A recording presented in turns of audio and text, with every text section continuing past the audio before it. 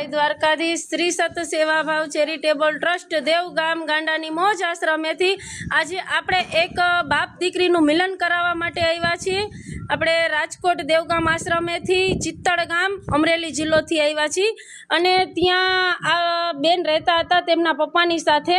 તો આપણે મૂકવા આવેલા છીએ તો તેમનું જીમ છે, અહીંયા ભાઈની કંપની છે, તેમની સાથે આપણે વાત કરીએ। ભાઈ, આ કઈ રીતનો નીકળી ગયેલ હતા? જય સ્વામિનારાયણ। આ બેન અમારે ત્યાં વર્ષો થયા છે, બાપ દીકરી બે। એમનો ભાઈ હતો પણ એ તો બીજે કામે વયા ગયેલા, એટલે આ બેનને એક ભાઈ સાથે પ્રેમ થઈ ગયો અને એને બે એકલા હતા, એટલે કે અમારે સહમતિથી બેને મેરેજ કરવા છે। એટલે બેને એના બાપા અને એના ભાઈએ બે થઈને એને રીત રિવાજ પ્રમાણે મેરેજ કરી દીધા। એટલે આ બેનને એ ભાઈ યુપીમાં લઈને વયો ગયો। પછી એને સંજોગવશ કાંઈ તકલીફ હોવાથી એ બેનને પાછા એણે ટ્રેનમાં બેહારી દીધા।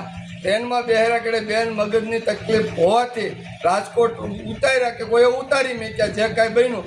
પછી પોલીસવાળાને ખબર પડી તો આ ટ્રસ્ટનો કોન્ટેક કર્યો અને ટ્રસ્ટની અંદર આ બેનને મેકવામાં આવ્યા અને આ લોકોએ 20 દિવસ સતત એની સેવા કરી અને 20 દિવસ કેડે બેન ભાનમાં આવ્યા। એને કીધું હું ચિત્તલ દેસાઈ કોટન મિલન કોટનમાં કામ કરતી હતી, તો એ પરથી આ બેનને ભાઈને બધા ત્યાંથી લઈને આવ્યા અને આ બેનને એના પપ્પાને હોપ્યા અને આ 3 મહિને બેનની મુલાકાત એના પપ્પા સાથે થઈ। હવે બેનને એકદમ બહુ સારું તબિયત છે।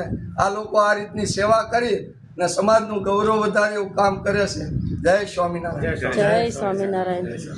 હવે એક નમ્ર અપીલ છે કે કોઈ પણ દીકરી એના બાપ કે એના પરિવારથી આ જ રસ્તો ન લ્યો।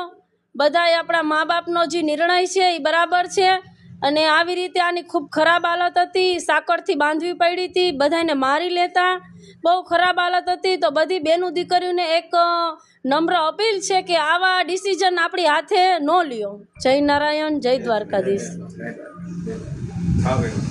સરસ।